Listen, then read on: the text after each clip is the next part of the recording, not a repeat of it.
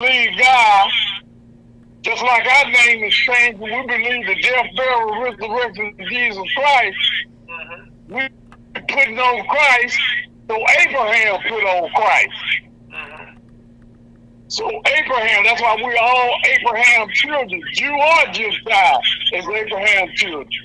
And the bride is that God is saving the children. God is saving Gentile nations because he promised Abraham that he would save all his seed. When you read back here in Genesis 12. Right. Okay, now we go to Hebrew now. I just want to make that's what people understand that Abraham, but I don't want them to be confused. Amen. Now we're in Hebrew, the 6th chapter. Okay. In the New Testament. Right, in the New Testament. And it's right back on Melchizedek. Okay. Verse, well, we're going to read the 5th chapter first. And then the 5th chapter says, our great high priest, the office of the high priest. For every high priest taken from among men is ordained for many things pertaining to God, that he may offer both gifts and sacrifices for sins, who can have compassion on the ignorant and on them that are out of the way. For that he himself also is compassed with infirmity, and by reason hereof he as for the people, so also for himself to offer sin. And no man taking his honor unto himself, but he that is called of God, as was Aaron. Also Christ glorified not himself to be made a high priest, but that he said unto him, thou art my son, today have I begotten thee. As he said also in another place, thou art a priest forever after the order of Melchizedek, who in the days of his flesh, when he had offered up prayers and supplications with strong crying and tears unto him that was able to save him from death, and was heard, and that he feared. Though he were a son, yet learned the obedience by the things which he suffered. Being made perfect, he became the author of eternal salvation unto all them that obey him, called of God, and high priest after the order of Melchizedek, of whom we have many things to say, and hard to be uttered, seeing ye are dull of hearing. For for the time ye ought to be teachers, ye have need that one teach you again, which be the first principles of the oracles of God, and are become such as have need of milk, and not of strong meat. For everyone that uses milk is unskillful in the word of righteousness, for he is a babe. But strong men belong to them that are of full age, even those who by reason of use have their senses exercised to discern both good and evil. Now the 6th chapter in verse 20. Whether the forerunner is for us enter, even Jesus made a high priest forever after the order of Melchizedek. And you know Abraham was the first forerunner of God. Right. And John the Baptist was the next one. Now, God is omnipresent. Omnipresent means he's in all places at all times. He's omnipotent, is having virtually unlimited power. And these omniscient signs having an infinite awareness, understanding, and insight, possess of the universe or complete knowledge. Yes. That's why God know all things. You can't wait. Well, they try, real. They try. So that's the. So I just leave y'all with that and write that down and read it over again and go back through it, if you like. Well, Rev, one of the things that you showed there, that that the Old Testament and the New Testament interchange and lock together. And that's one of the things that people, I think they don't understand, they don't want to understand sometimes. Right. Because the Bible, and we always talk about this, Rev, all the time, that Christ was born 2,022 years ago. And people tried to, came up some stuff a couple of years ago about we got here some kind of way. It wasn't the way the Bible said, okay? And that was refuted and kicked down. But right now the Bible has stood the test of time. And it's still being written, okay? Sometime down the road now, they're going to be talking about what we did here in our country. In our lives. Amen. We're telling a story, whether you want to admit it or not. We're all telling a story about our lives, what we do. I love history, okay? Because history is so exciting that it tells you about things, but I both know, and so does God know here. If we don't know our history, we're destined, okay, repeat again. Amen. And most times it don't come out too good when we repeat it. Somehow all people be saying about the old and the young thing get together. Mm-hmm. The old man, when he don't know something, he'll tell you, you don't need to know that. But he don't want you to tell him that he don't want to tell you he don't know. But that's an error of the pride of life. Right. See, if you don't know something, admit it. Be truthful. Be honest. Right now, it was a movie that's out sometime about people don't want to know the truth. They do not. They know that they talk about the truth, but they don't want to know the truth. Right. I mean, and then if you tell them the truth, okay. And nowadays, it's virtually impossible for somebody to say, not have the truth. Because when we were kids, they had encyclopedias. Like, they still got them today, don't get me wrong. But right now, everybody needs cell phone. They got all this bit they want. They just have to Google it, ask some different apps they got, okay, can give you whatever you want to ask for. And you know what I think about Google hours? Yes, sir. Just like their computers. Mm-hmm. They don't want you to be able to think for yourself. Right. See, these children today, that's why they so wild and crazy, because they don't know how to think. All they know how to do is put it on and play with this computer and the automation. Yeah. And that's the beast. Well, Rev, they go to Mr. Bubbles. The mailman is gone, okay?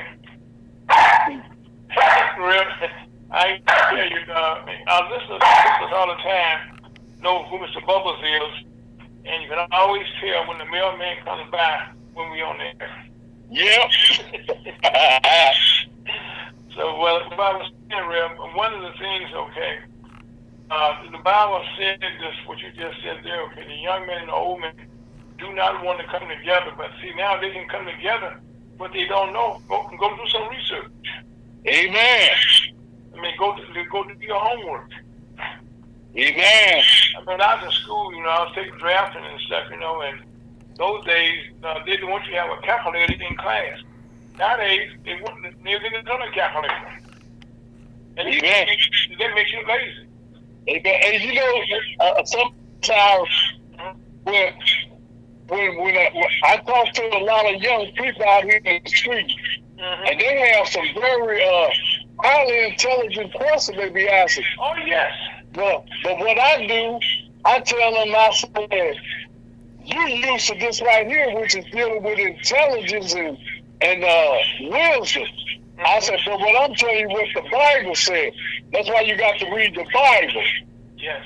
It's important to read the Bible because the newspaper lie, the magazines lie, but the Bible can't lie because it's the mouth of God. Yes. Yes. Yes. Yes. Reb, on that note, we're going to take a small break. Your name is Aaron, folks. That's Reb, that's Scott. This is no Ferguson, USC Hot.com. I'll take it out of here. Amen.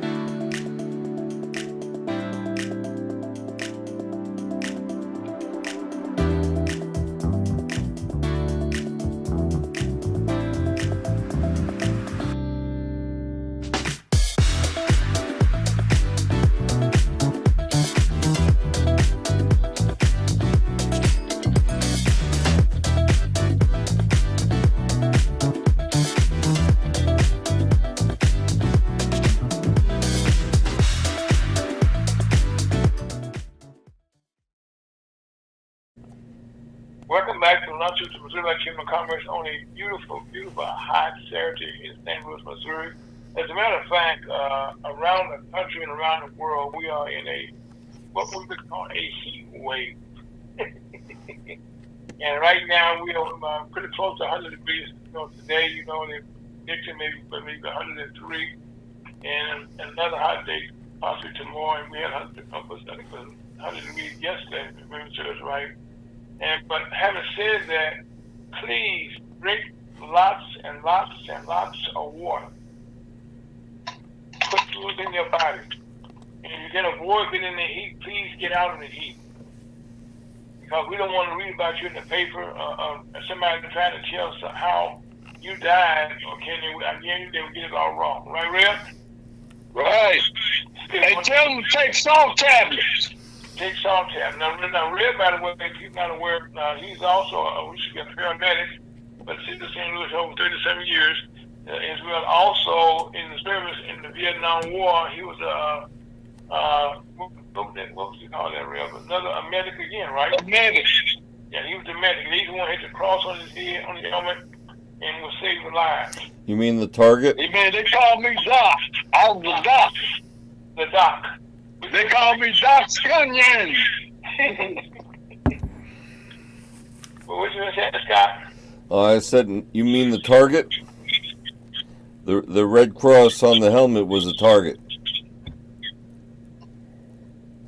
Okay. I didn't hear you too well there.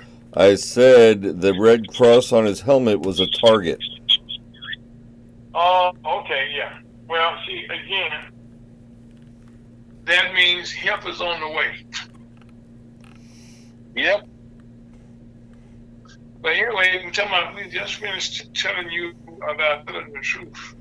Well, one thing that we all can agree on, and we did agree on this, oh my God, time seems to have flown about so fast, but right now, there's over 90 million people in this country who are contracted that means that your body has been affected by COVID-19, coronavirus, B25 now, and I don't know what to call it. It's not good. Matter of fact, right now, our president, Biden, has it. And just keep in mind, he has all of his shots, he have all of his boosters, and he's still contracted the COVID-19. But again, that's why we tell all of our listeners, pray up, and make sure when you go out, please, if you feel like you got a runny nose, you got a sore throat, stuff like that, and you're feeling real tired, out of energy. I got several friends that I've spoken to the last couple of weeks, okay, who was there about, I don't feel good today, I don't know, I'm dragging, and I said, well, take it to where I said, they took, so I took, took a COVID test. I said, you did, yeah, but they took the one that they put in the mail. I said, please go to urgent care to your doctor. And guess what, man? They had COVID-19. So that's why I said, don't just trust the kids. You can go to the urgent care or in the hospital and get the facts. And by going there, they will give you medicine that will help you fight so don't try to stay home and try. I'm gonna self-medicate. Not good.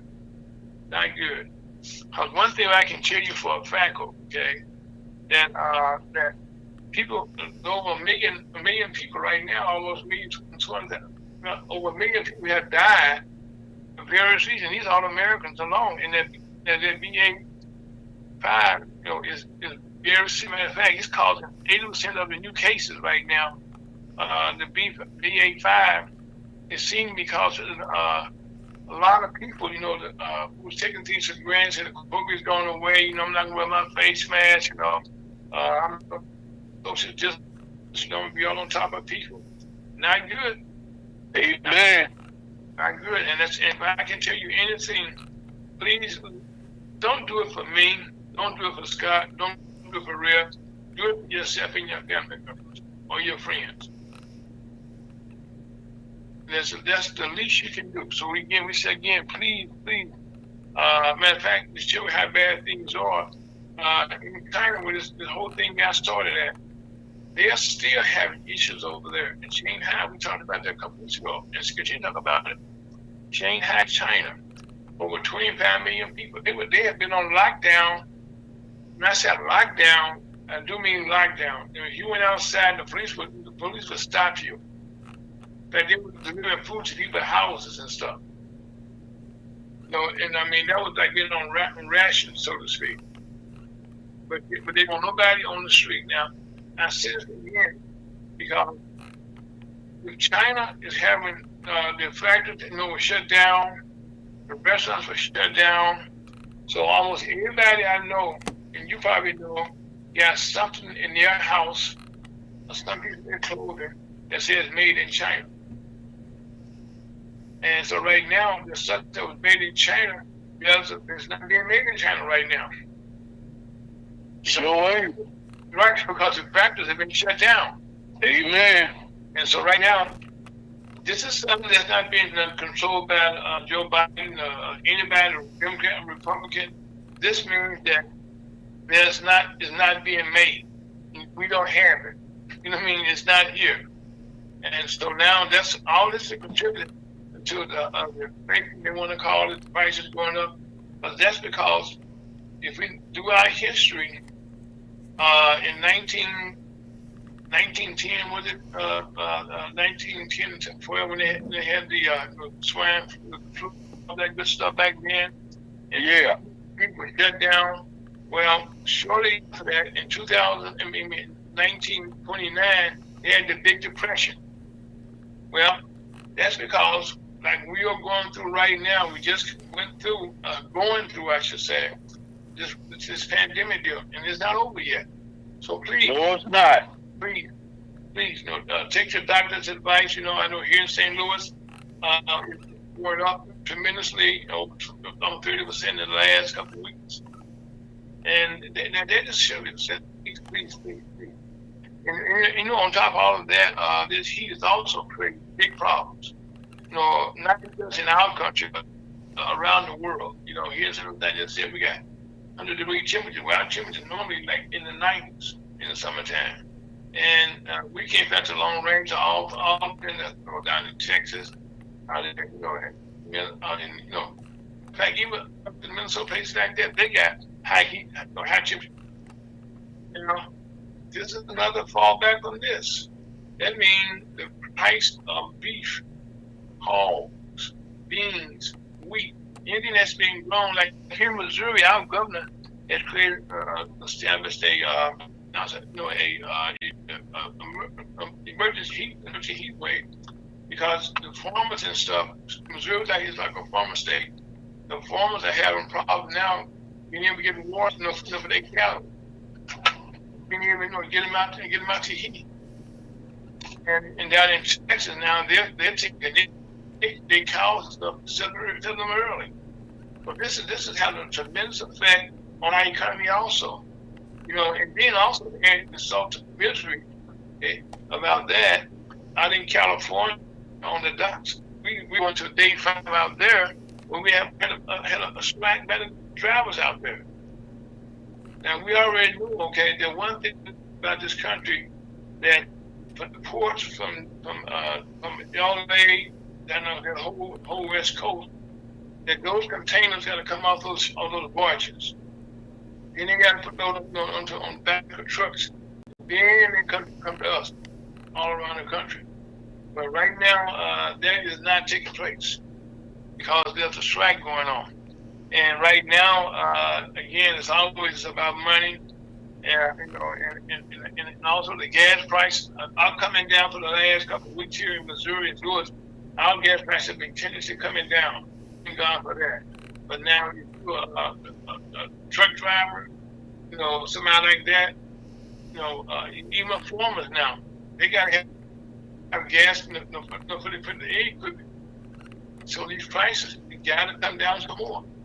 And right now, we already know there's gas for everybody right now, but the companies right now are refusing right now to release more gas. They're also making sure they are getting record profits all over the place. And so right now, you hear the word global warming. This is alive and well. Showing this week, the North Pole and the South Pole, how you got ice breaking off. And, surprisingly, we've been blessed that we don't have so far a bad hurricane season. But again, time is not over for that.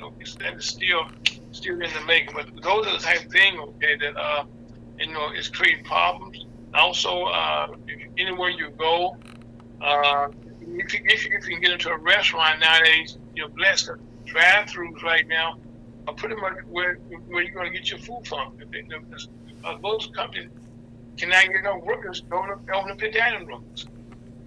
You got to be like a drive-through. And that means and sure how bad it is right now. Even the United States Army right now is having problems with doing recruiting.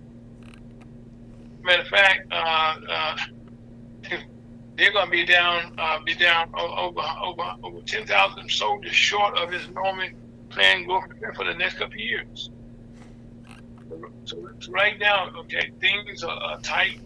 Now there are jobs out there, but they're not a good paying job, and they usually most get laid off. They may be making $10, $20, $30 an hour. Now they have to come back to a job paying $10, $15 an hour. They can't afford to feed their family. And in most cases, they don't have benefits. And that is not a good thing, especially now. Things are bad. One thing that I have to talk about right quickly: the United States Supreme Court.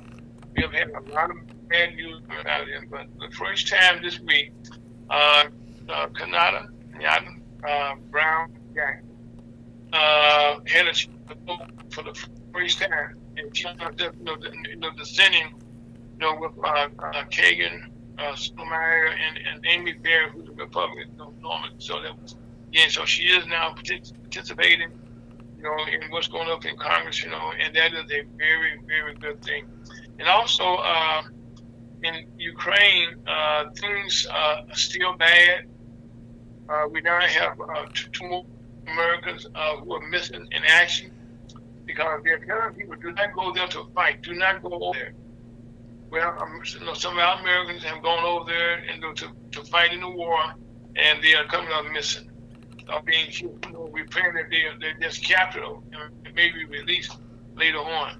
But right now, we're not quite sure what is going to take place with them because right now, if you follow the news in Russia, the basketball star, from WNBA, well, she went on trial and she pleaded guilty, and so they are now trying to figure out how to get into some negotiation because she admitted that she was wrong.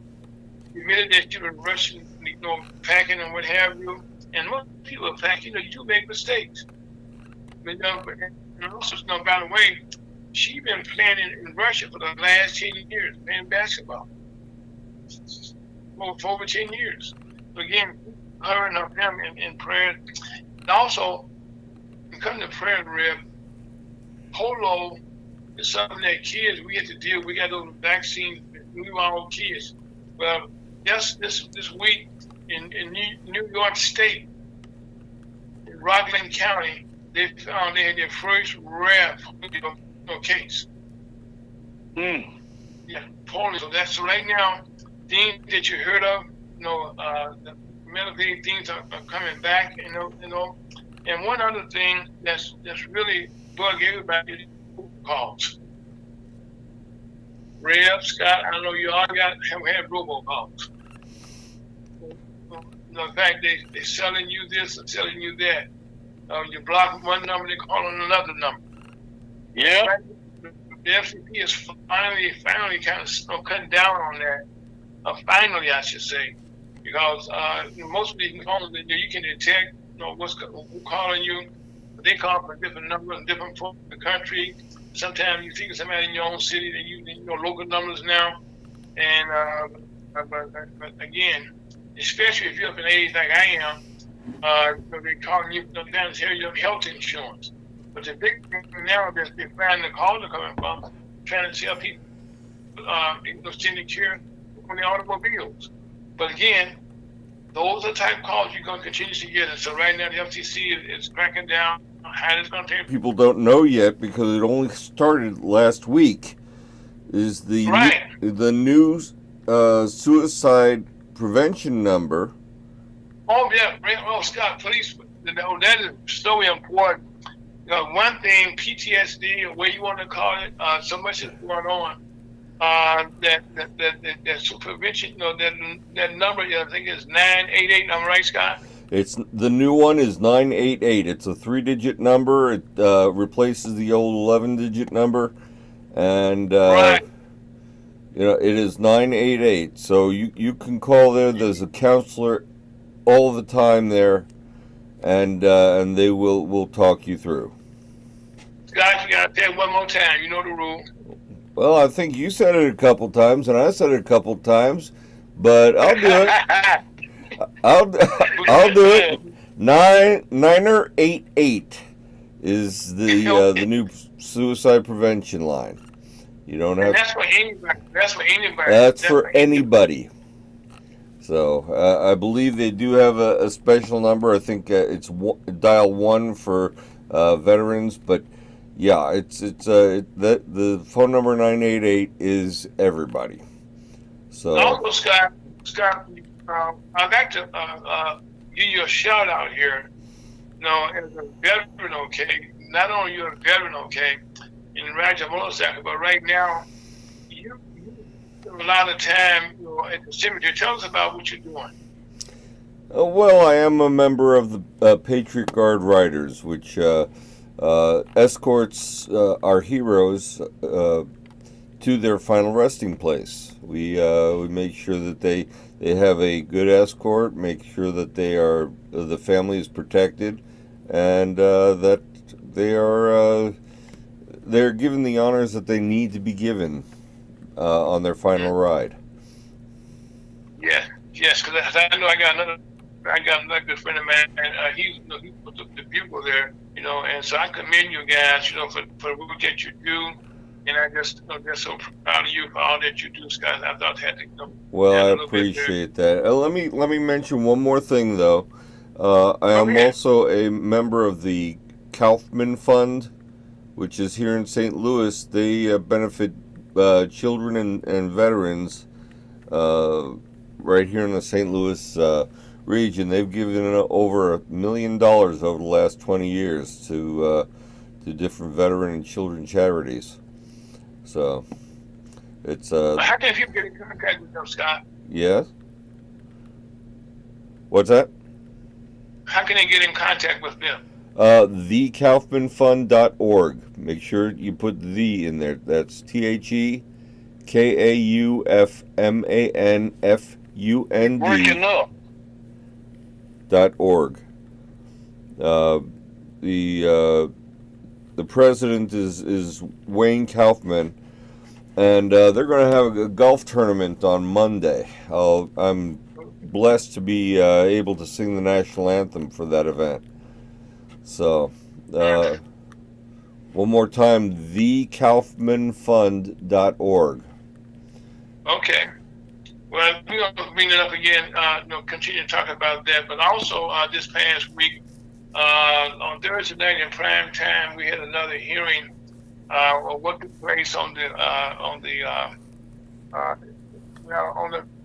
attempt to take over our government on January 6, 2020. Which was a bad day for America. And so right now, the Senate in the House had, I think, the 8th hearing this past week. And each one of these hearings has taught you about your history, about our government, how it is not working properly. And right now, I'm sad to say the Secret Service is something that we're all proud of. We find out now how they're not working right. So these hearings are teaching us a breakdown in our government. So if you can, please watch it. That way you can get your first-hand information about what you're seeing. And like this past week, okay, for 187 hours, that's not true. 187 minutes, found out that the president, and some of his people in his staff who are testifying that this has been a bad situation, for our country, and you can watch it and get your own opinion. But one of the things, there's always a humor in life when you look at stuff, but it's not funny.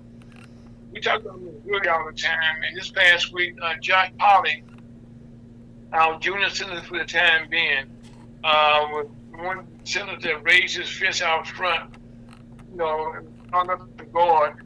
And now when you saw him running for his life, like other people running for their lives that day, that show you how bad things was on the inside. And so right now, the hearings are continuing. People are starting to bring in more information about what happened, what didn't take place. And so right now, I encourage you can read about it, find out about your government, but you're the one paying the bill. You're the one paying the president's salaries. You're paying all the legislators up there. You are paying all the salaries. So you need to be finding out what you are paying for. Because right now, it's not going to make you too happy, but that's how history is. It's not always happy what you're going to take place.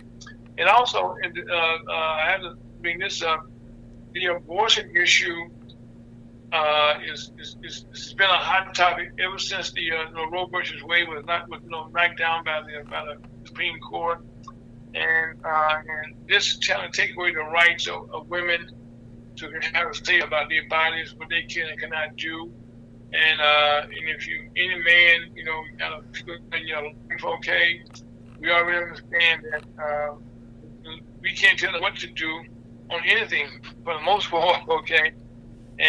But this is kind of ironic that this is taking place, and I'm happy to say that the House Representatives did pass a bill this week on contraception, trying to codify that and make that law. And again, it's waiting in the Senate right now, where a group of Republicans right now are refusing to vote on anything right now that's going to help our lives. For the matter of fact, this bill passed in the House with bipartisan support. So I mean, this wasn't something that was affected Democrats, but it affected every woman out here. Every woman out here. So we're going to see if that gets through.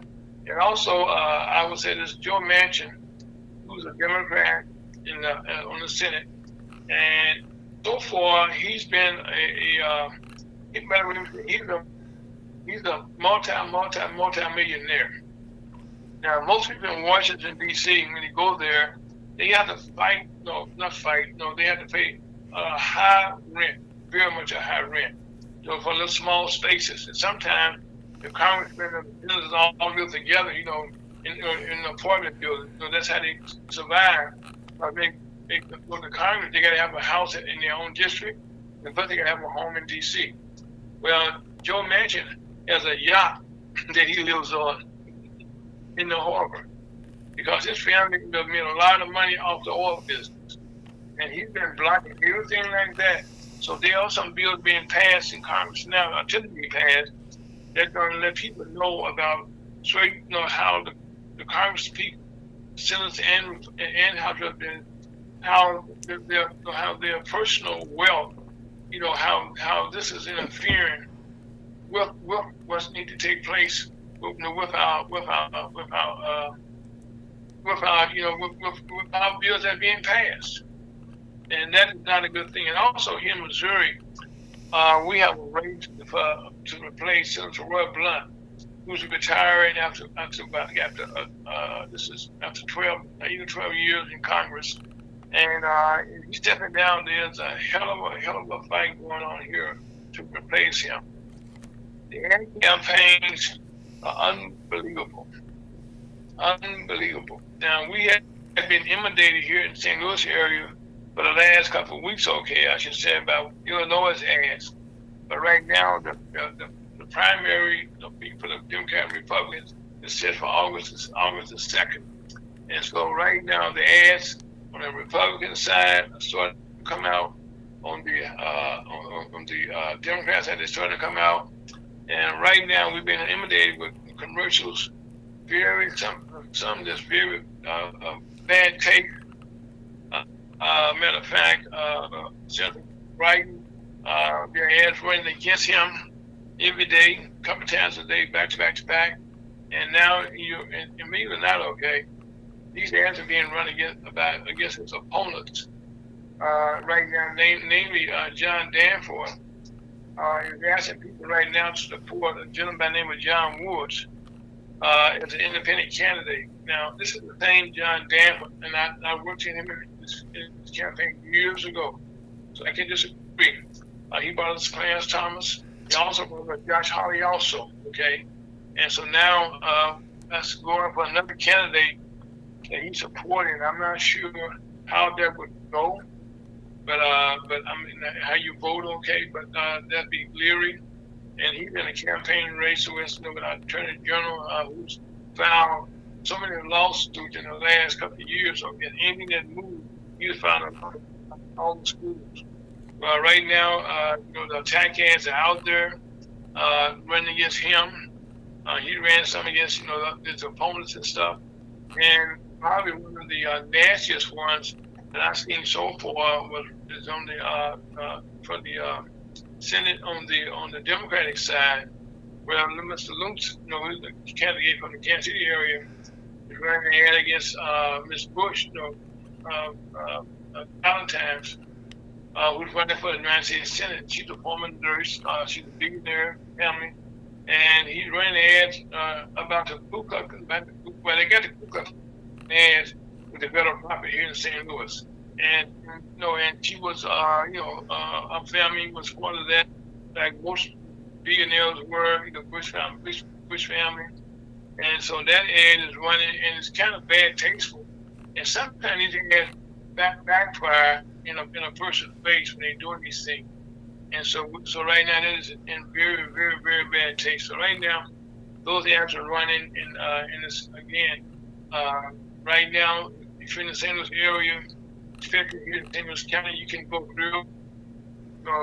You got polling places open up early from now. all the way to election day. So you can go in and that you call your polling places and find out where you can go there. And I encourage you, please, you can't complain about nothing that's going on if you don't vote. That's your right that nobody can take away from you, but you can take away from yourself by not voting. And so that's going to be taking place on August the 2nd, and also there are a lot of other primaries. Matter of fact, in the St. Louis area, we have several aldermen, including the Board of Aldermen president, that resigned from the shadow of taking money, taking bribes. And one of those seats is up for that gentleman, Mr. Muhammad. He is up for his seat, I should say, is on the ballot in the August second races. So you can vote for him also. And also a heated race going up of President of the Board of Aldermen for Lewis Reed's seat. That's hot, contentious race, and just not getting started. And so again, there's a lot of things going on. And also here in the St. Louis area, the thing that we talk about all the time, crime is not going down, children are not going down, carjacking is not going down. Matter of fact, they got a thing in this area right now. If you have a Hyundai, Kia vehicle, they're now figuring out now how they can steal your cars.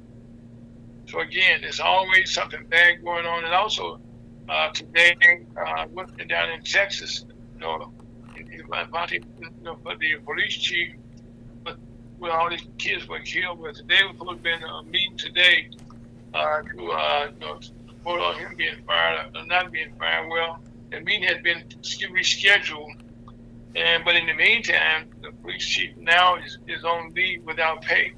So there's a lot going on around the country. And on that note, Scott, take a small break. This is the biggest USCHotarradio.com. My name is Alfred Test Scott. Scott, take it out of here.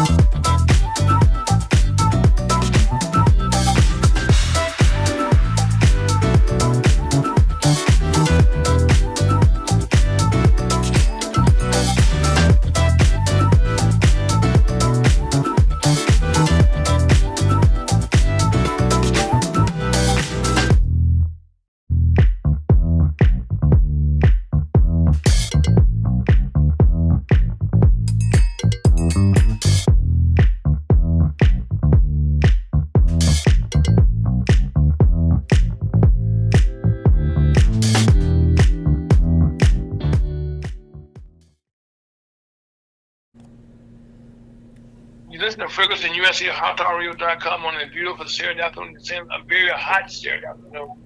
My name is Aaron Folks, and not just about Team Congress. We're happy to have as our guest today. I just was talking about the Senate race here in the state of Missouri, and we have a young lady, Ms. Coffee Wright, who's running for that race. Coffee, how you doing today? I'm great. Thank you so much for having me. Oh, it's been a lot going on. You know, it's hot outside, as everybody knows, but this Senate race, we must continue this campaign trail. Yes. So right now, you in a protest today. Where are you located right now? Yeah, we're out in St. Charles County in St. Peters. Actually, the area is called Cottleville, and we're protesting because one of my opponents is brought in Senator Ted Cruz, and they're it's a mess. But lady got hit, unfortunately, and police were out there. They had the paddy wagon ready to lock some people up. But we have to stand up. We have to continue to stand up, family. because this is ridiculous. They're actually trying. The Republicans are trying to. They're trying to just overthrow the government, really, in my opinion, because what they're trying to do is change the whole Constitution to their favor. And so this election is important. Very important, family. Okay, now let me ask you a question, Ms. Wright. Do you have a number on the ballot right now? How does that work? Yeah, well, I'm number 3 on the ballot, and the ballot order is just, a random thing, but you will find me quick, and easy. I'm right there, the 3rd person on the ballot. And again, my name is Carla Coffee Wright. For those of you I haven't met, I ran 2018, came in 2nd place on the Democratic ballot. Judge Holly beat Claire out, and Claire beat me out. But now I'm hoping to come in 1st place. And I just need everyone's support because, I've been out here for decades fighting for the missing, the homeless, our senior citizens. I've been fighting for just any type of injustice. And now, family, we're fighting for our voters' rights. Our voters' rights is at stake here. We got to get rid of the filibuster, family. We have to get the George Floyd bill passed, and because that is what will protect our voters' rights. And it's so many bills that are just sitting on the shelf that we have to put on the table. But I'm going to tell you, there's 100 United States senators and not one black woman sitting at the table. So I'm asking everyone to please elect me, Carla Coffee Wright, as Missouri's first black United States senator, as well as to fill that hole, that missing spot. Senator Blunt is no longer running. I would like to take his seat and put a black woman at the table. Everybody hollering about diversity and inclusion. They're hollering about equal rights for all. If you really want equal rights for all, whether you're black, white, nationality you are, let's start with the Senate, and let's put a black woman in Senate, family. And I ask that you put me in Senate, Carla Coffee Wright, because I can't express or stress how important it is that we win this August the 2nd primary election. And also, for people that are aware, okay, a lot of our rights right now are being taken away from us.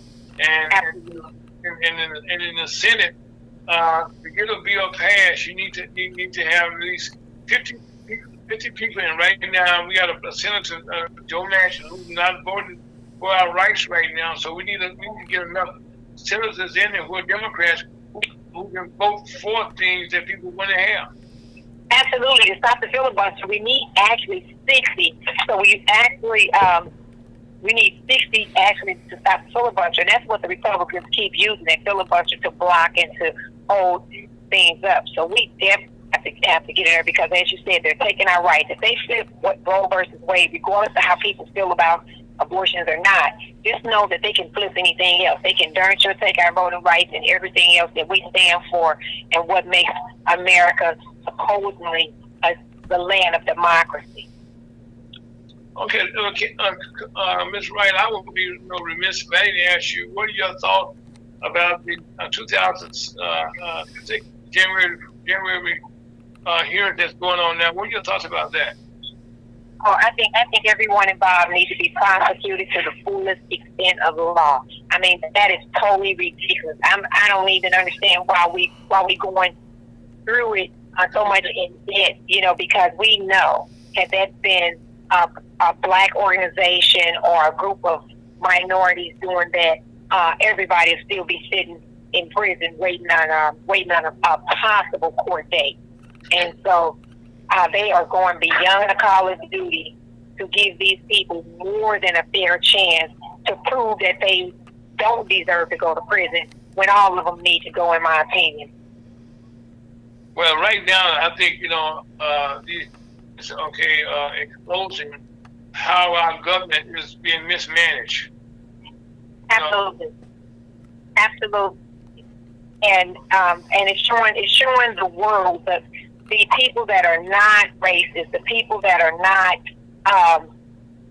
or think they don't have a preference, is showing them what the majority of us been seeing and knew and experienced all along. When that president, that ex-president that we have, and I don't even want to call his name, when he got in office, and he really made a lot of people chest swell and think that, hey, They don't have to follow rules. They can do whatever they want. And a lot of that came out in a lot of people, and he supported that. And we have to get away from that, because the real war isn't black against white. The real war is the rich versus the working people and the poor people and the small business owners. And it doesn't matter what nationality you are. You're going to realize that we're all in the same creek, maybe in a different boat. Maybe some may be in a yacht, a canoe, paddle boat, speedboat, whatever you rolling in. But I can guarantee you, we all headed up the same creek, you know. And so, while we concentrating on black or white, straight or gay, they're concentrating on taking everybody's rights.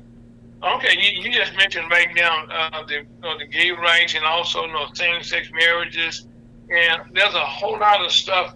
Just yesterday, the House passed a bill that would support contraceptives, and that bill also is sitting on that shelf that you just mentioned.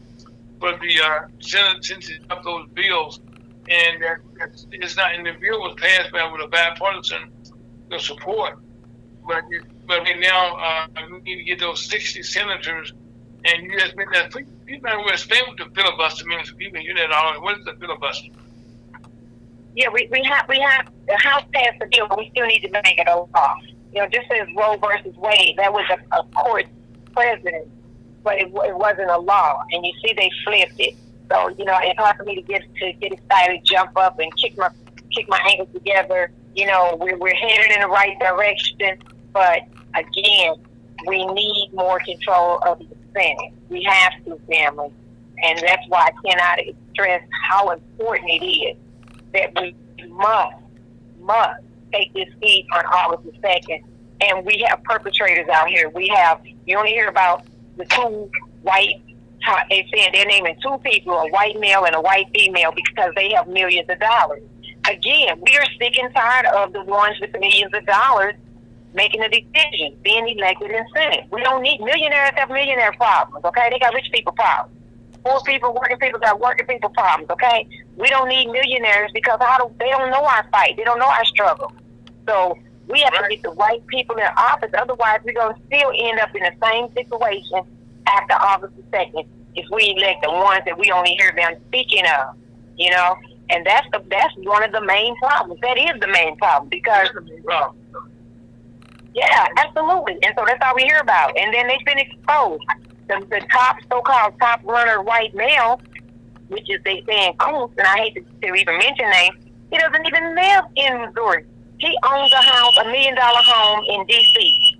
And part of his contract, even though his staff is saying, oh, he's been living here for years, you ain't fought no battles with us. You ain't stood up with us. Where have you been? Because I got receipts. I got pictures and videos. Where have you been? You haven't been out here fighting with us. And if you have been here for 2 years, but I don't believe it, because if you read his contract with his refi of his house in D.C., his $1.8 million home, it clearly states that that must be your primary residence, that house, during a certain duration of that loan, and that time has not expired. So he does not live in Missouri. Otherwise, he's lying on his loan and he defrauded his loan. And then secondly, we have the KK Queen that's been exposed, and they're battling each other because they're the ones with the millions of dollars. And so she's been exposed. Trudy Bush, who hate Jewish people, who hate gay people, who hate black people. So how are we going to have these type of people in office representing Missouri? That's not a good look for Missouri. That's not a good look for the whole United States. So again, they're the ones you see the face on television, but it's 11 candidates on that ballot, but we only hear about 2. So I want to make sure they hear about me. And my name is Coffee Wright, for those of you I have not met. My name is Carl Coffee Wright, and I appreciate your vote on Tuesday, August the 2nd. And I can be reached at 314-461-8187, or go to my website, coffeewrightUSSenate.com. And write it spelled WRIGHT for those who I haven't met. Well, we have a rule here. You got to repeat the telephone number 3 times. So you got 2 more times to get that number out. 314-461-8187. 314-461-8187. Copyright USSenate.com. Okay, now, Ms. Wright, you got some endorsement from Kansas City because you live in Kansas City area. When you've been in Kansas City, so how's that going over there? Oh, it's awesome. Kansas City showing so much love. The Kansas City Call newspaper, which is a huge, I think the largest black newspaper, definitely in Kansas City, and they endorsed me. They had 31 total candidates to select from, and they selected me. So that says a lot, and I appreciate them so much. I cannot stop thanking them for that. Kansas City, I appreciate you. You know, Kansas City got the same problems as St. Louis. I've been back and forth to Kansas City about 13 times this year. And matter of fact, I'm on my way back as we speak. I've been to the grocery store to grab me some food to eat on the road. Just left the protest, as I told you, the rally. And I'm still out in St. Peter's, headed down to KC. Been to Sykeston, been to Charleston, been to the Boot Hill, and just all over. Of course, Columbia, Jefferson City have not missed a beat because everyone matters, from the rural areas to the big cities. We all matter, family. Right. Matter of fact, okay, I know when your campaign advisor, Mr. Lancaster, another good friend of mine now, I know he's with you also. He's definitely right here on my side. You know, we do it together. We out here balancing, checking each other. You know, making sure that we get the job done. Well, also people not aware, Mr. Lancaster and I have history. When I was a much younger man, I was a general manager of a radio station, KBUI, back in the day, so to speak. And he interviewed me back then, and that was a long time ago. We both now have gray hair, okay? But also, man, I like to give a shout out to the Progressive Emporium Bookstore also, which he's one of the principals in that also. That's a black bookstore here in St. Louis, over on Ferry Avenue. That Mr. Lancaster, a lot of my friends, can be found over there also. Absolutely, Johnson Lancaster. He's my campaign advisor, and I'm excited to have him aboard, along with Zaki Baruti, President General of the UAPO, Universal African People Organization. And we just have a strong team in St. Louis. We have a strong campaign team in Kansas City. We have Minister Angela Thompson and a strong down there, D.C. Marshall, and so forth. And then we have a strong crew. We have Timothy Peoples out of Columbia that takes care of Columbia and J City. So we have three separate strong teams working in 3 different cities. And let me ask you a question, Ms. Wright. What about down in Haytown? How's that? Oh man, hey, you know what? We're going one more time to Southeast Missouri, one more time to the Boot Hill. That is on the record. As a matter of fact, we were down there. We have to really hit Haytide. We didn't hit Haytide, so that's why we have to go back. We got caught up in Kitchener, and Charleston. What was it? Dexter, went to Dexter, even where the farmers are, and we did a 5-city tour actually down there, and we slept in a car overnight in Walmart parking lot just so we could stay longer. But then we got caught up in a storm, and lightning started happening a few days ago. It was lightning, and it got late. And we decided to come on back to St. Louis. We had some more commitments we had to do in St. Louis, so we definitely have them on the list. Haytide is our next stop. We're going to spend a couple of days up there, and please, I hope that people in Haytide can hear this because we coming after you. We definitely haven't left you out. Right. And we want the news down there. The Channel 4 News puts on. So hopefully Haytide get that same news that Sykeston get, and they know that we on our way. We were down at the food pantry. When Haytide was doing it, okay, I have a good relationship with the mayor of Haytide Heights, and also with people down there, so I can possibly make some calls, to help you get a good reception there. Oh, please, can you do that? I appreciate it. We'd love to meet the mayor and whoever we can meet. And if there's any events going on down there, we would love to come. And, because soon leave Kansas City, hey, we're coming back. And we're coming back, and our plan is going straight to Haytide because, like I said, we didn't get a chance to we do what we wanted to do in Southeast. We have to cover the entire Southeast. But I want to get the same channel, like I said, the same news that the sightseeing. Well, really, they get the news out of Cape Girardeau, and also, they did some site stuff also. But right now, there's a TV station I can give you information about them also. There places, okay, that I'd be love to help you guys out, because right now, you have what they call a people's thing going on. You know what I'm saying? Okay. And it's a grassroots thing, and in the rural area, man, one of the things that Ms. Valentine's is not campaigning in the rural areas. That does not mean they do not exist, okay? But right. They got the same problems that we have. I mean, they got old. We may have fentanyl, they may have meth, but dead is dead, right? Right, and it's no joke. Right. So I mean, good people down there. I got so much love down in Southeast Korea, and I'm looking forward to them giving me love back by getting some votes and votes. And so,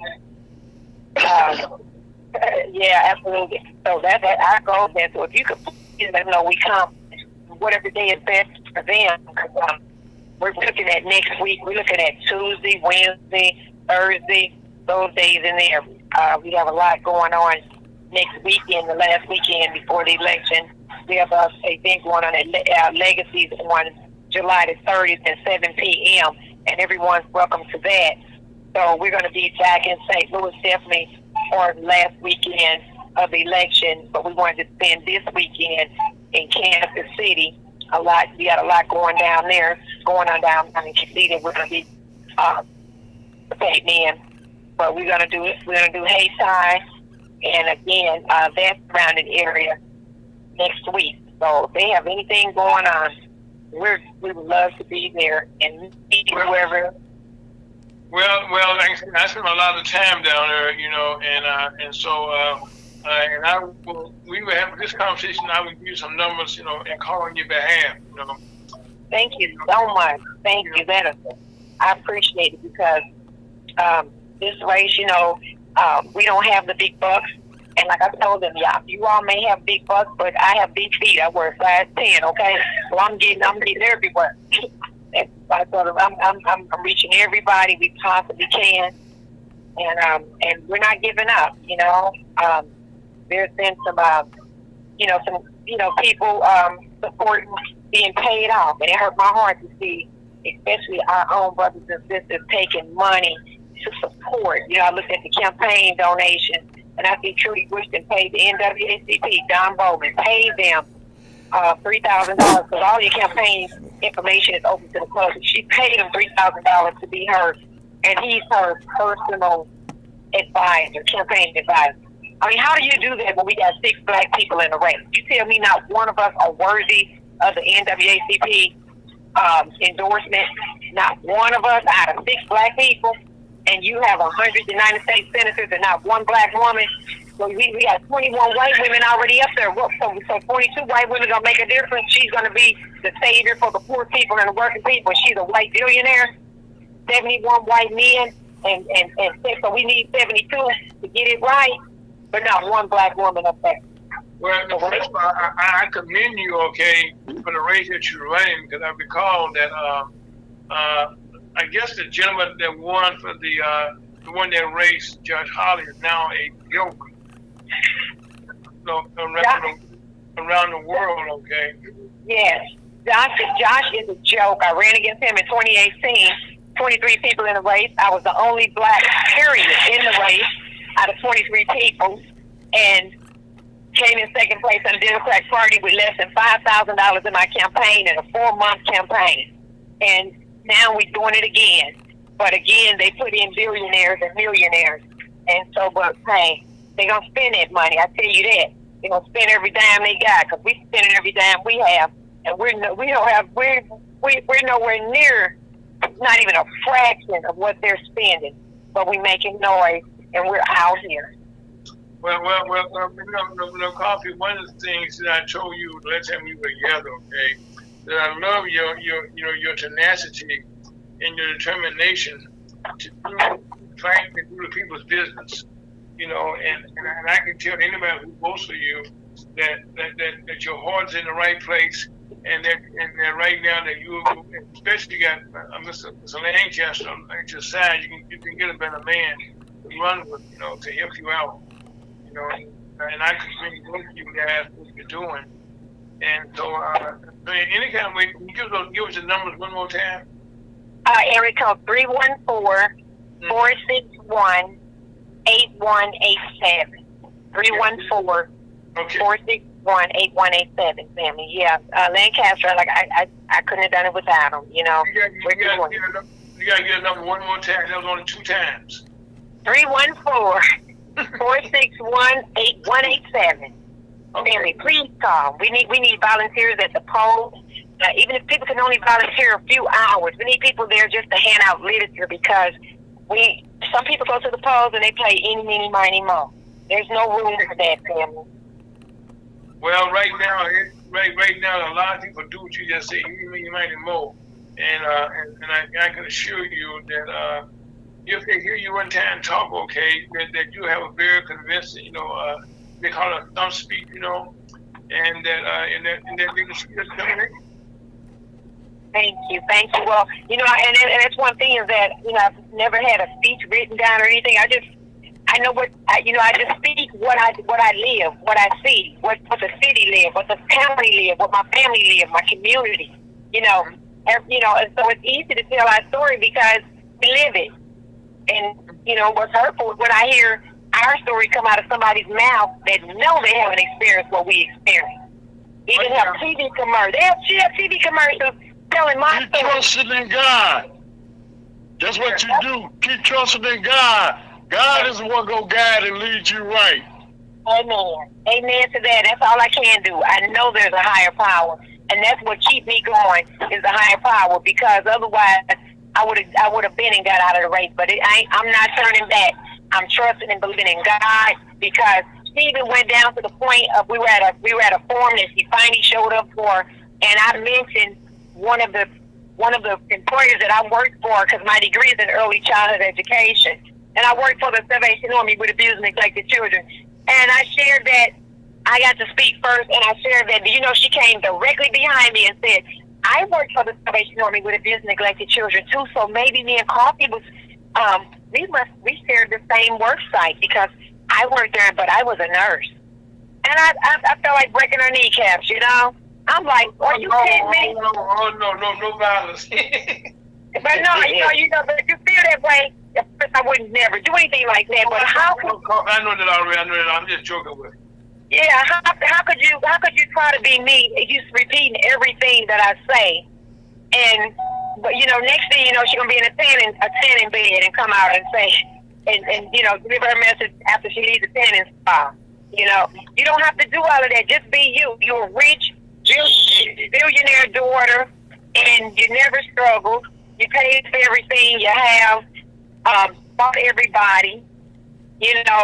She even gave the Planned Parenthood, what is it? I think $25,000. She's paying everybody thousands of dollars to endorse her, to support her, or use their name. Well, NWACP, $3,000. Coffee in a campaign, that is no money for somebody, to take, for them to give you a name of that cheap. Right, but it's ridiculous. And then talking about a nurse, she said she was a nurse for 8 months. Oh. 8 months. What is 8 months? Baby, I'm 34 years union strong, okay? Go sit down somewhere. Well, one thing, okay, I'm a proud union member. I've been most of all my life, working, and I'm happy to say that I think you take it to the people. But sometimes when people kind of cut what you're saying, that's probably one of the greatest answers I can give you, okay? And they're gonna try to follow your steps and see what you say, or be like and be you. Thank you. You know what? Thank you. I appreciate you reminding me of that, because I guess that's the greatest version of a compliment is someone trying to imitate. But she can imitate, but she can't duplicate. Thank you very much. Thank you very much. Well, Coffee, we want to thank you for your time, and thank you, Mr. Lancaster, and your whole team, okay? And like I said, we will be talking about Hayti and Hayti Heights. Matter of fact, Hayti Heights has a black female mayor also. Wow. And I think you and him will get on very well. Thank you so much. I really appreciate you allowing me to come on the show. I appreciate the support. I appreciate the whole community, the city. Missouri, I got you. I hope you got me. It'll all show on Tuesday, August the 2nd, family. I don't care if it's 300 degrees out here and you're cooking in your oven. Get out and vote, and make sure everybody that you know votes. We got to take the responsibility and vote like our life depends on it, because it actually does, family. It does. So I'm calling you right again, family, and you'll see me on the ballot for United States Senate. Please vote for Carla Coffee Wright, because we all matter. Well, on that note, you listen to Progress USA HotTalkers.com. My name is Aaron Protest Scott Desrael, and that's pretty you listen to is Miss Coffee Wright, our next United States Senator from the state of Missouri. Amen. Amen.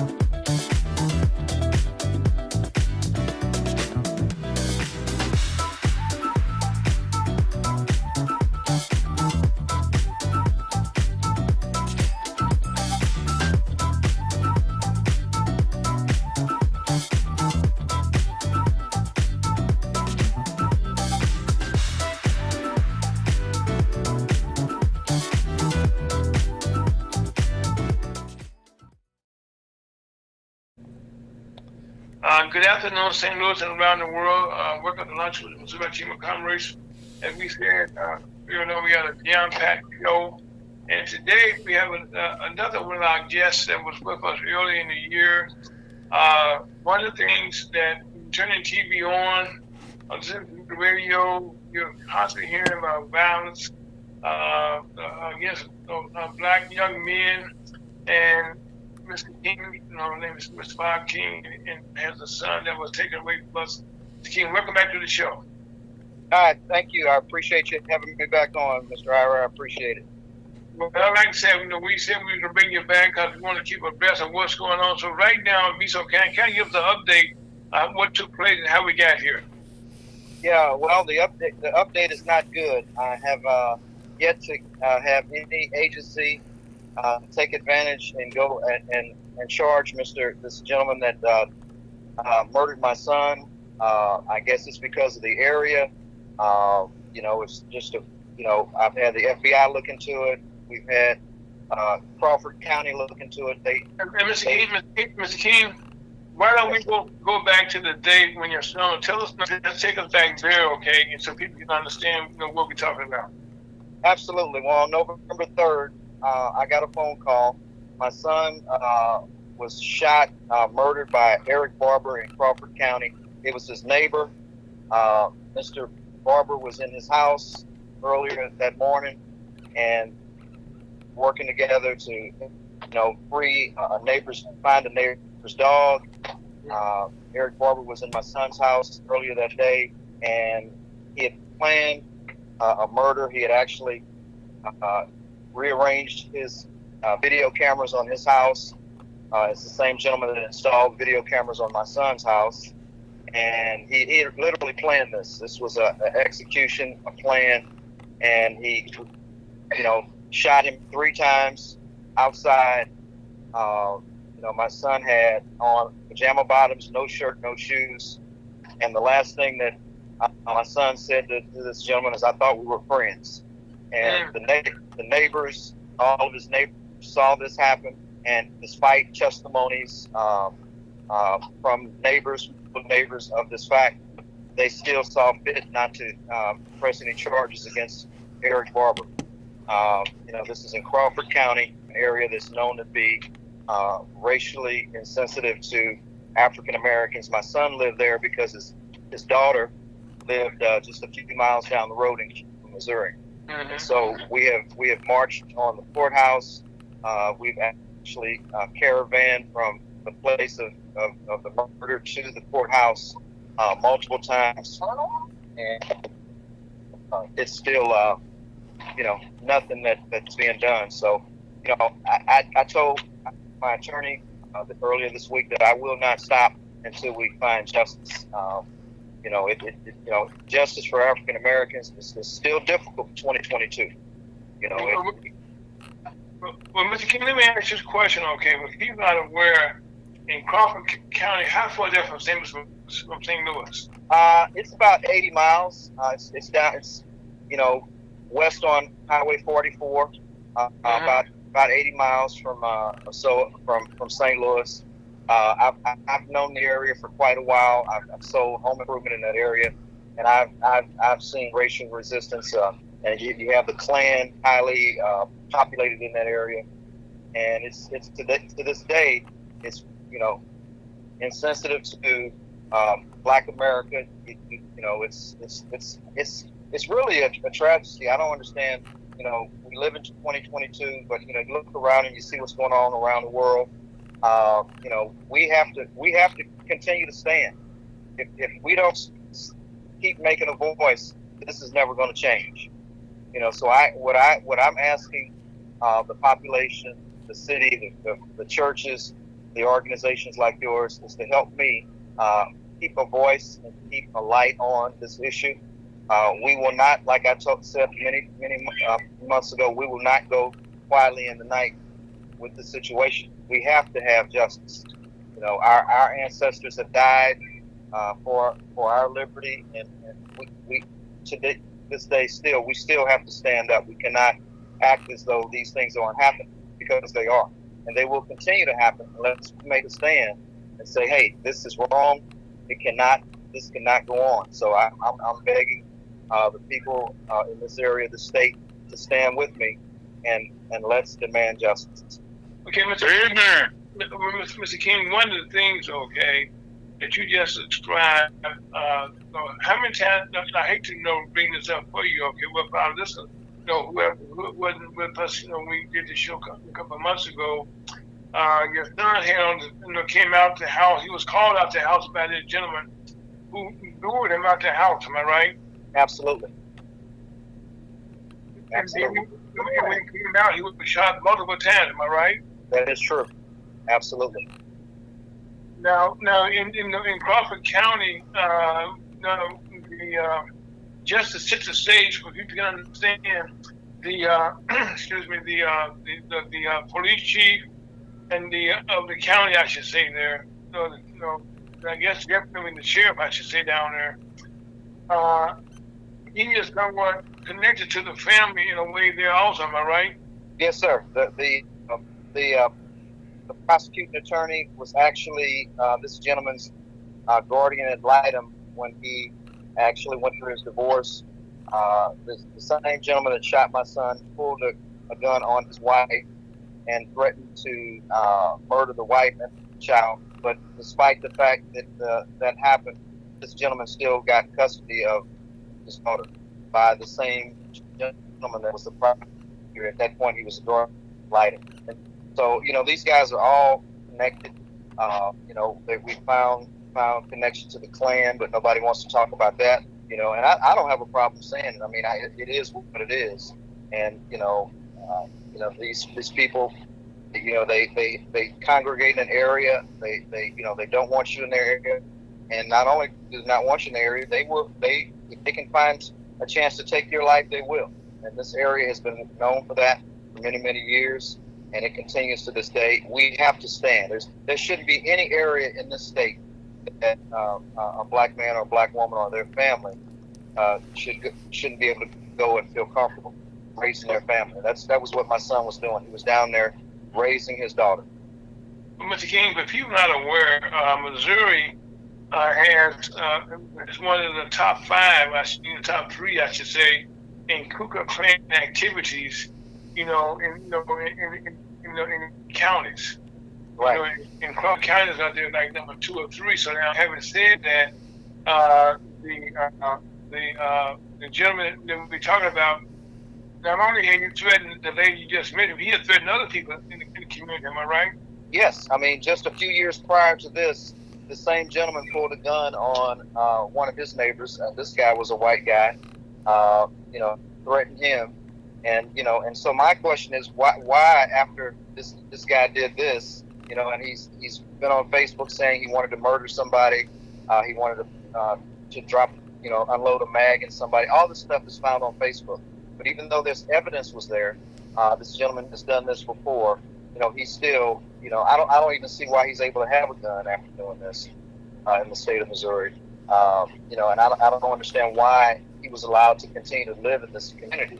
So I want to hold everybody responsible. I want to hold the people that own the property. If this happened before, why this gentleman was still there, allowed to live in this community, unchecked. And after it happened, the sheriff actually took this gentleman, escorted him from his residence to his father's house, brought his weapons out. Didn't confiscate him, but no, he brought his weapon. They assisted this gentleman to move safely from his place of residence to his father's house because he lived right across the street from my son. So it's just hypocrisy. I mean, we as African Americans, we have to take a stand. If we don't, we will be in bondage for many generations. So I'm asking the people to let's take a stand. Let's say this has to stop, and we need to be vocal. And I appreciate you guys for allowing me to have this platform to speak. I am still upset. I've aged 20 plus years, and no one should have to have their child taken away from them like that. Now I look at my granddaughter in her eyes, and she doesn't have a father. She's aged probably 10 years. Just because she's missing that connection, that father-daughter connection, that it's no longer there. And this gentleman just ruthlessly and vindictively, planned this murder because my son, was African American, doing very well, working from home, taking care of his business, taking care of his daughter, and it was just there's no reason for it. Mr. King, how old is his daughter? His daughter is 10 years old. Oh, wow. Mm-hmm. Yeah. Well, I needed to say that I know she's getting counseling. Mm-hmm. Yes, yeah, we have her in counseling. But I mean, you can look in her eyes and you can tell that she's got a big hole in her heart. There's nothing I can do to heal it other than try to love on her. But it's really sad. It's really sad. And also, the last time we moved on the air, his mother was with us. How is she taking it? I mean, it seems she is completely devastated. She calls me every day crying, saying, what are we going to do? I said, hey, we're going to get justice. It's not over. It's not over. And it is not over, ladies and gentlemen. I will not rest until, justice is served for my son. It makes no sense. It definitely makes no sense. The evidence was hidden. This gentleman had drugs in his house. It was just, and these guys, it didn't matter to them. It's like they're all in cahoots. Well, Mr. King, I remember the last time we talked. Okay, you mentioned that the inquest was just a totally disrespectful for the law. Tell us a little bit about that. Yeah, it was totally one-sided. It was totally one-sided. They planned it. They didn't allow. First of all, they didn't allow you to bring your phones in, nothing to record, because they knew it was unjust from the beginning. So they didn't want any record of it. But it was a record of it. We had television stations there. Even though they didn't have their recording devices, they had note and paper. They did it the old-fashioned way. So we sat through the prosecuting attorney. We sat through the prosecuting attorney, basically not questioning the people that had the facts, and when they started to share the facts, he stopped them in their tracks, and he wouldn't let them speak. So it was just a one-sided event the whole time. The people that they had selected to be in the inquest, this jury, if you will, were all handpicked. They were all racially motivated. They all knew each other. They were all friends of the sheriff. They were all Facebook friends. So there was no semblance of justice. It was just, I've never seen anything in my life so one-sided. And there's at point, I'm still, even though it was one-sided and everybody knows it, the government, the places that you think you can reach out and get justice, there is no justice. I guess one of the things I had to ask this question. Okay, I know the Attorney General that we have in the state of Missouri is not. He's busy right now for the Senate, unfortunately. How has this office responded to you? Well, my lawyer has I made attempt. We've been in communication. The Attorney General, I don't even think has made a comment on it yet. We have connected with the FBI. We've talked to and we've dealt with the county. The county was the first one that started. They didn't take the evidence. The evidence they took was one-sided. It was specifically done. It was just malpractice of law all the way around. So the evidence that they do have, is one-sided. They don't have. They didn't try to find any records of this gentleman's video. The video that was taken or recorded when he changed his cameras. They didn't try to reach back and find his plan. All they did was took the cameras and looked at what happened that day. But it's not just a one-day event. This gentleman planned this multiple days. Changing the direction of his cameras.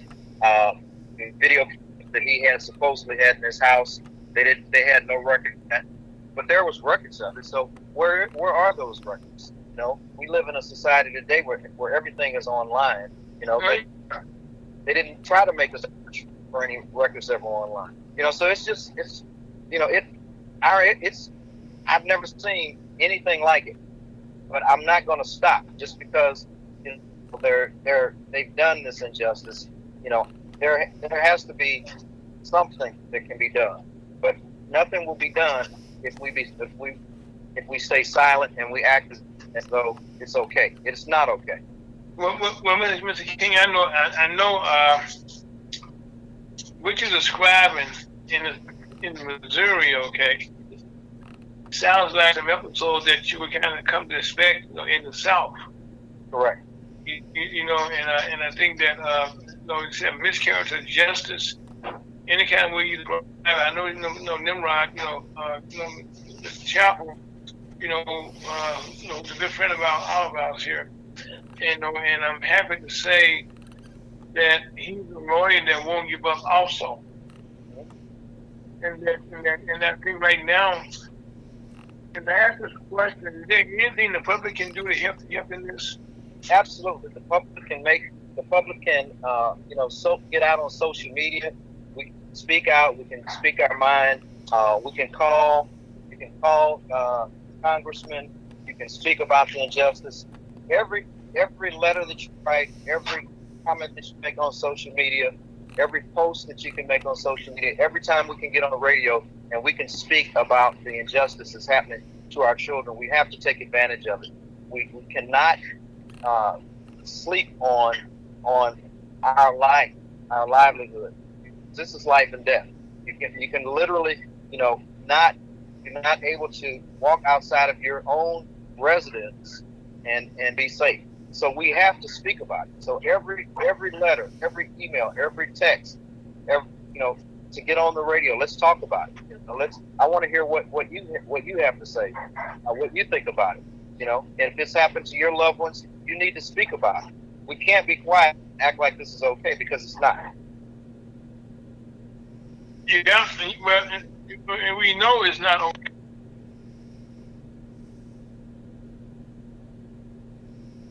And I think the one thing here, Mr. King, is that this happened in open daylight, in front of the whole community, and that's not a good thing. I'm happy to say right now we've been joined by Mr. Chuck DeGoe, our National Executive Director of the National Chamber of Commerce.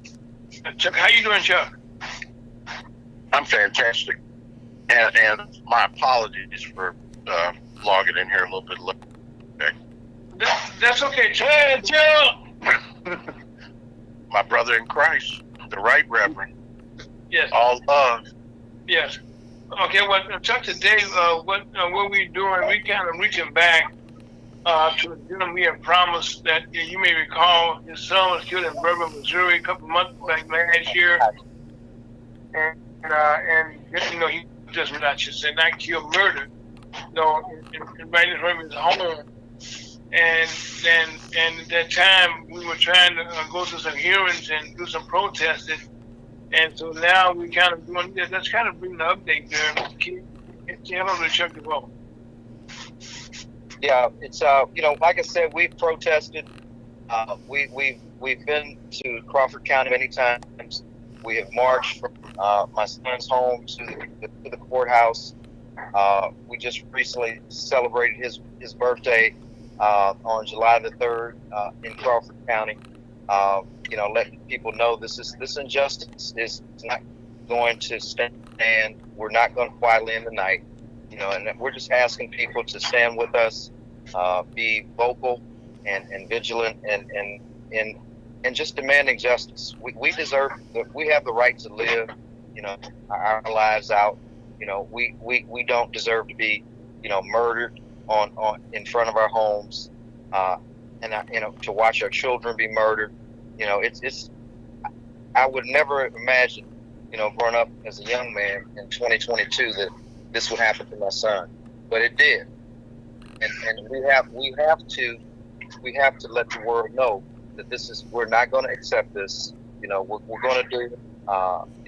We're going to stay within the law. But we are going to do everything within the law to let the world know this is not right. Mr. King, before we let you go, give us a number that people want to get in contact. How can they do that? Yes, you can contact me. My direct phone line is 314-326-2283. You can text me. You can call me. But definitely. Mr. King, you do it 2 more times. We do it 3 times here. Yes, sir. Yes, sir.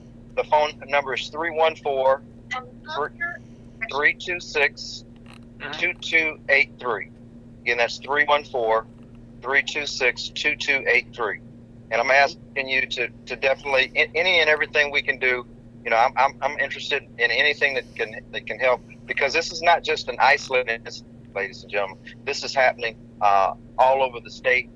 A lot of people aren't vocal about it, but I challenge you to be vocal. Stand up. Stand up with me. I will stand up with you, with yours. We have to, as a community, stand up, because if we don't, this is going to continue to happen. Well, Mr. King, we want to thank you and say this is the continue. I will be getting back with you later on today, okay? All right, I appreciate you, sir. Appreciate no problem. Love you. Life is good. Please be safe. All right, you as well. Okay. Mr. Chuck DeBoer, how you doing, sir, today? I'm blessed. I'm very thankful and humble and grateful that we have the fortitude and wherewithal to continue on our mission, to have the brotherhood and fraternity that we have with all of our listeners, and as well as the Missouri Black Chamber. Okay. Well, Chuck, I would tell you, okay, we are proud to be a voice, okay, for the NASDAQ Chamber of Commerce. And like I said, people not aware, this goes back to 2015, and I will say since that time, we have been blessed, though. Case that several other chambers around the country have followed our lead, that they now have their own radio shows also. So I think you better pioneer and let me follow your lead in doing that, getting that done. Thank you. Well, okay, if you give us Chuck, give us an update about the cruise we had recently and what come up with our convention also. The cruise was a resounding success, and we were pleased to have 300 top businesses attend what was really probably one of the most dynamic, intensive networking sessions that I've ever seen. It was a beautiful ship that went out on the lakefront of downtown Chicago, and as the sun set, it was one of the most beautiful scenes to be able to see the cityscape while we're creating opportunities amongst each other, and really just happy to see each other again after so long a period of being shut in from the pandemic. It was really the first outing that we've had, and many of those of our members and corporate partners in there, it was the first opportunity that they had as well to do that.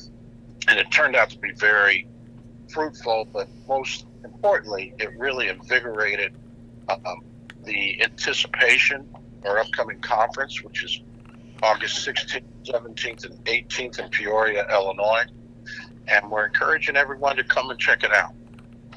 And also, I know I want to commend our chairman right now, Mr. Larry Ivory, for him and his staff, Lord Mike, his wife, and the Kenyatta, and all this team, okay, that made this a success. Absolutely. Now, also, Chuck, before we go any further here, I know you have a son yourself, okay? And just on a personal note, how did that make you feel? As we talk about Mr. King losing his son as a father, how did that make you feel? Makes you feel terrible.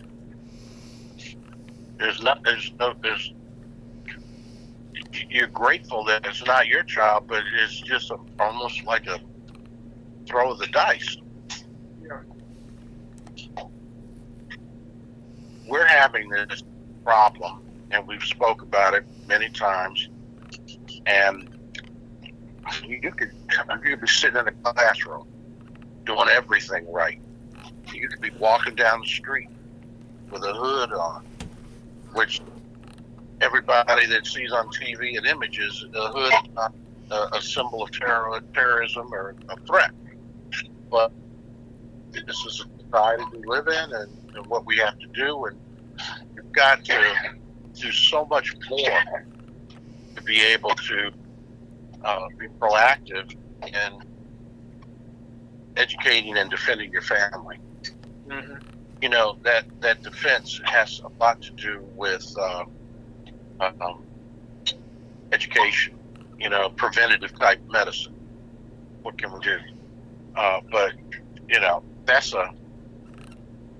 to me, that's a question that really doesn't even need an answer. All parents do that, black, white, or Latin, or whatever it is. We still have feeling for the things and the images we see of how some people are treated or mistreated. And again, it's going to take us right back to the George Floyd, maybe I'll call it a syndrome or the incident that puts systemic racism or an imbalance, the imbalance of our society in the forefront of everybody's eyes and images and where we are from it. And if we're not careful, it's just going to default right back into whatever it was before that.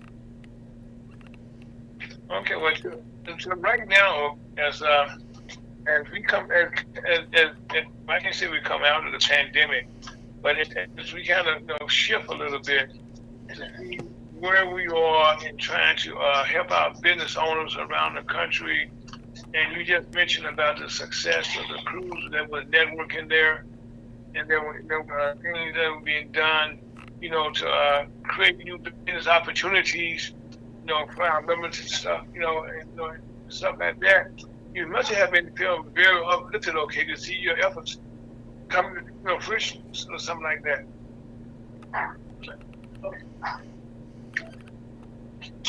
Well,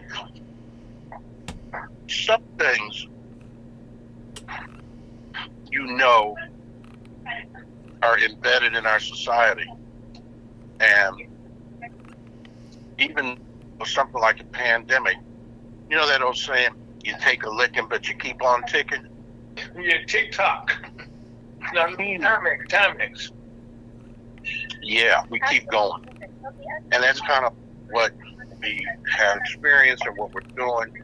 And, there's an ignorant side to you say something. What are you going to do? You stick your head in, you can jump off a building, or you can just buckle up and say, whatever they're throwing at me, whatever it is, God doesn't put anything on you that doesn't make you stronger. There are those of us who survived it. Oh, we're that much more confident. Fear is the absence of knowledge. You fear things you don't know. You fear things you don't understand. And you fear it in the dark, and then the light turns on, and you go, oh, I can see it now. I'm no longer fearful. Well, that's what society is. That's what our business is doing. That's who we are right now. Yeah, I'm happy to report that here in Missouri, a lot of our members have expressed just what you said about having fear about the system itself. Okay, that we're trying to include ourselves because it's not being inclusive, and that we have to fight an uphill battle, and we know that. But on with that, okay, we are still pressing on because we know that our people deserve an equal opportunity to make a dollar, to feed our families, and also to run it, own your own business.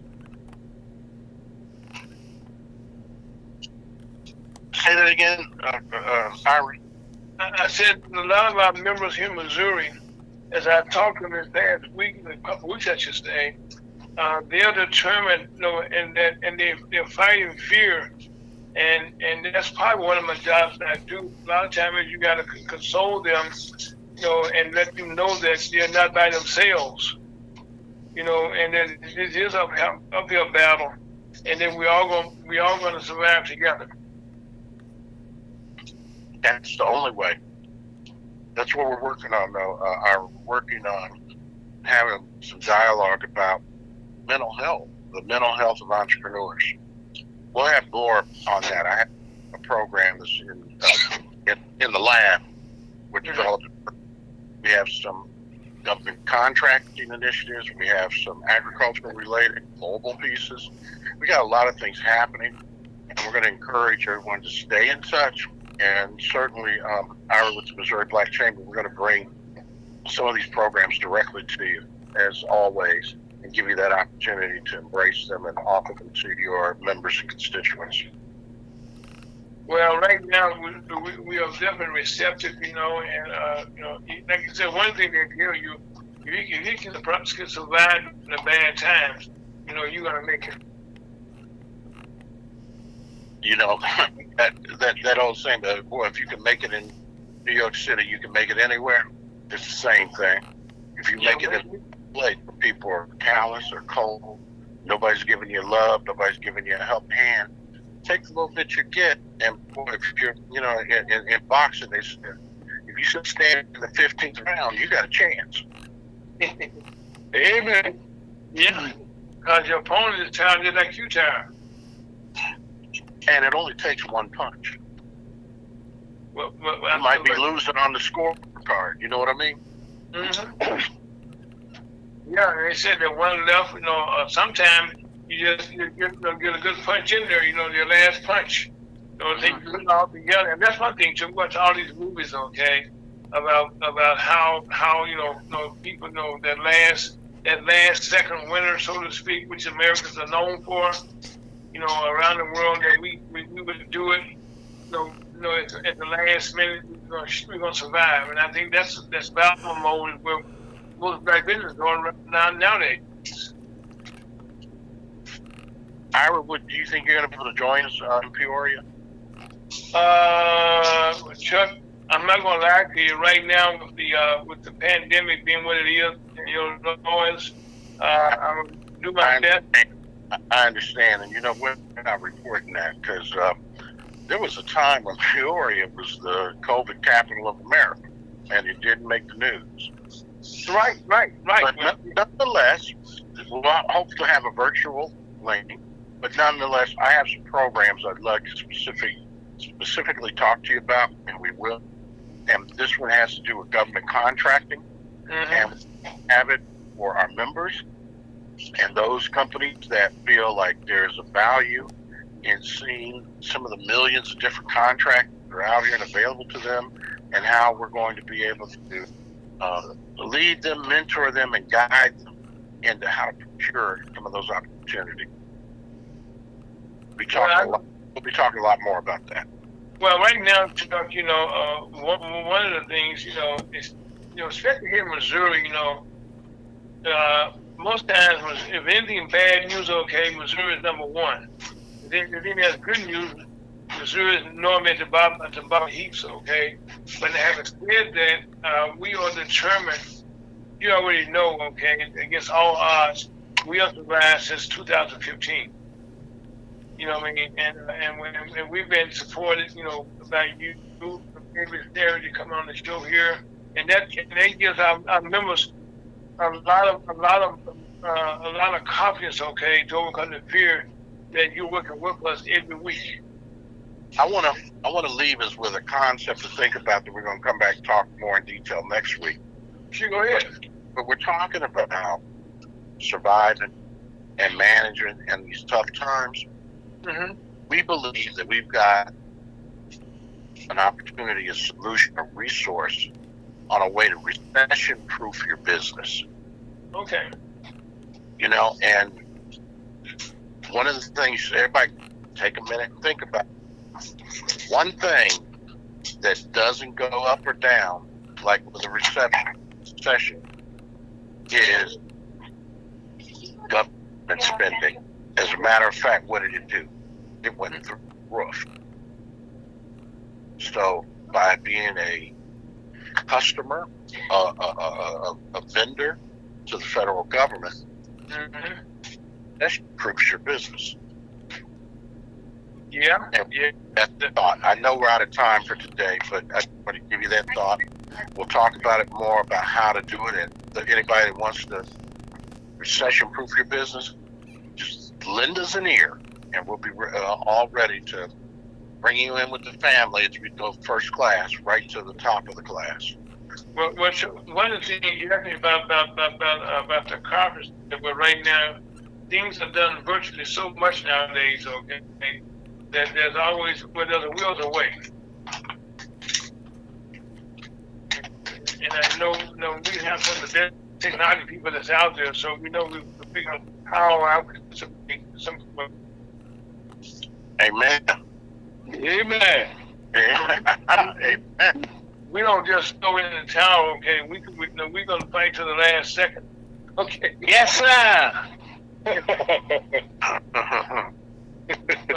But Chuck, right now, it's not like your voice is a little tired, so I mean, I'm not going to strain it anymore. So, but thank you for taking time today to get in and thank you for the words of pearls of wisdom. Okay, that's Mr. Chuck DeVoe, Executive Director of the National Chamber of Commerce. You know, and we have a conference coming up in Peoria, Illinois, in August 16th through 18th. Am I right, Chuck? Correct. Okay, so you can, and we also did had a successful cruise in Chicago, which is our pre-cruise, which is something we're going to try to put into our chambers every year, and to our agenda. And Chuck, I want to thank you again for your leadership. Okay, through the bad times. Okay, I mean through the bad times. Okay, and we thank you for all that you do and continue to do. My name is Aaron, folks, and that's Chuck, that's Scott, that's Reb, and on that note. This is London, Missouri Chamber of Commerce. Thank you for joining on a beautiful Saturday. Hope you, wherever you are, wear your mask and stay cool. Love you and life's good. Talk to you next week.